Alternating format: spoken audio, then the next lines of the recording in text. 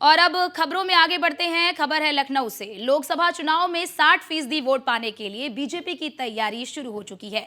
5 जनवरी को प्रयागराज में सभी मोर्चों की संयुक्त बैठक बुलाई गई है।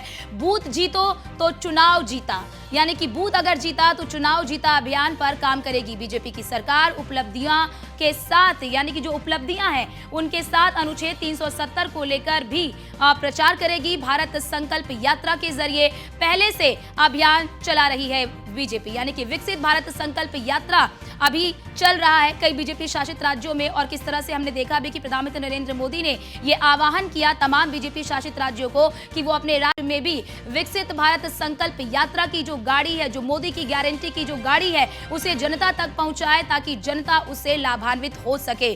तो बड़ी बात आपको बताते चले कि मोर्चा विभाग और प्रकोष्ठों को सौंपी गई है जिम्मेदारी। लखनऊ से बड़ी खबर। लोकसभा चुनाव में 60% वोट पाने के लिए बीजेपी की तैयारी शुरू हो चुकी है। 5 जनवरी को प्रयागराज में सभी मोर्चों की संयुक्त बैठक बुलाई गई है और इस बैठक में तमाम चीजों पर चर्चा की जाएगी। बूथ जीता तो चुनाव जीता, ये अभियान चलाया जाएगा और बीजेपी इसी अभियान पर काम करेगी। सरकार की तमाम तरह की जो उपलब्धियां हैं उन उपलब्धियों के साथ ही जो अनुच्छेद 370 है उसके बारे में भी जनता को बताया जाएगा। भारत संकल्प यात्रा के जरिए पहले से ही अभियान चला रही है बीजेपी। महिलाओं और किसानों समेत सभी वर्गों को साधने में बीजेपी जो है वो जुटी हुई है। मोर्चा विभाग और प्रकोष्ठों को सौंपी गई है तमाम तरह की जिम्मेदारियां। लखनऊ से बड़ी खबर आपको बता रहे हैं। लखनऊ से ये बड़ी खबर, जहां पर लोकसभा चुनाव में 60% वोट पाने के लिए बीजेपी रोड मैप तैयार कर रही है।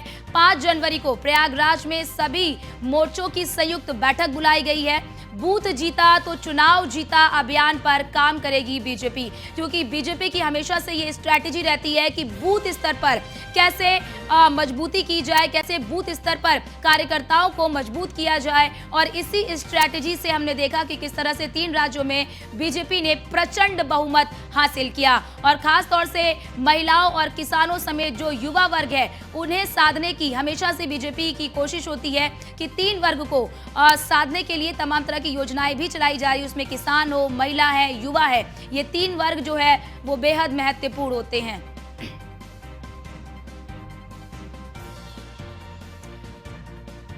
और इसी खबर पर ज्यादा जानकारी के साथ एसके वाजपेयी जी हमारे साथ लाइव जुड़ चुके हैं लखनऊ से। एसके जी, 5 जनवरी को ये संयुक्त बैठक बुलाई गई है, क्या कुछ इस बैठक का हिस्सा रहेगा? क्या कुछ इस बैठक में मुद्दे तय किए जाएंगे?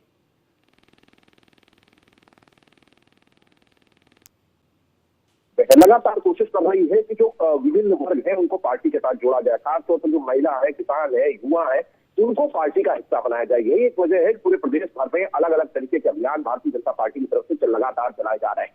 कल लखनऊ में बड़ी बैठक हुई थी और आज भी पूरे प्रदेश भर के जो जिला प्रभारी है, क्षेत्रीय प्रभारी है, जिला अध्यक्ष है या जो जिला के प्रभारी है, उन सभी को इस बैठक में हिस्सा लेने के लिए बुलाया गया है। हालांकि इसके बाद बड़ी बैठक प्रयागराज में 5 जनवरी को होगी, जिसमें उत्तर प्रदेश बीजेपी के सभी मोर्चे, जिसमें किसान मोर्चा, अल्पसंख्यक मोर्चा, पिछड़ा वर्ग मोर्चा, अनुसूचित मोर्चा, व्यापारी मोर्चा और विभिन्न जो प्रकोष्ठ है उनके सभी प्रमुखों को बुलाया गया है। मतलब सीधे तौर पर भारतीय जनता पार्टी पूरे प्रदेश भर में अलग अलग कार्यक्रमों के जरिए अभियान चलाएगी। उन अभियानों की कोशिश यही होगी कि ज्यादा से ज्यादा युवाओं को, महिलाओं को और जो दूसरे वर्ग हैं उनको पार्टी के साथ जोड़ा जाए। और जिसको लेकर भारतीय जनता पार्टी कहीं न कहीं चीजें बेहतर ढंग से करने की कोशिश लगातार कर रही है और इसके जरिए एक माहौल बनाने की कोशिश होगी। हालांकि इसमें बहुत सारे अभियान तय होंगे कि किस तरीके से लोगों के बीच जाया जाए, कैसे जो उत्तर प्रदेश और केंद्र सरकार की योजनाओं के लाभार्थी हैं उनकी जानकारी लोगों को दी जाए, ताकि दूसरे लोगों को ये बात पता चले कि केंद्र और प्रदेश सरकार